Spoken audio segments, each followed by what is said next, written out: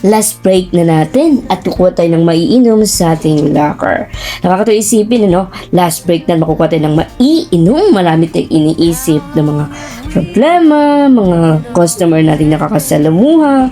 Sabihin na natin nakakapagod yung ating trabaho kasi sabi nila, paupo-upo lang. Tatawagin natin itong Buhay Call Center Daily Vlog. 6 months tayo na mamahinga as a Buhay Call Center at ngayon nakapalit na tayo. Ngayon gagawa tayo ng mga panibagong yugto ng pagka-daily vlog as a Buhay Call Center.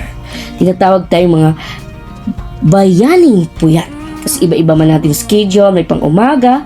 As of now, andito ako ngayon sa Iloilo City. Tawagin natin, napakaganda naman ng Iloilo. City of Love, ika nga. Yan, di ba? Dati sa Manila tayo nakakapagtrabaho as a Buhay Call Center. Binago na naman natin ang ating yugto ng Buhay Call Center. Dahil gusto kong masubukan dito sa City of Love, andito na tayo. Ngayon, may gagawin tayong panibagong yugto o daily vlog as a Buhay Call Center. Dahil marami ngayon, trending ngayon yung mga ganyan, kaya subukan natin.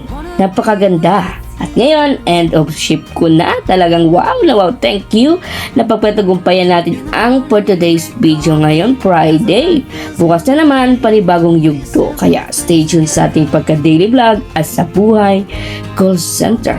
Pauwi na tayo. Nakakapagod man isipin pero wow, kaya to. Laban. Diba? Sa ika nga. Kaya kung gusto mo akong makasama sa aking Buhay Call Center, mag-follow ka na.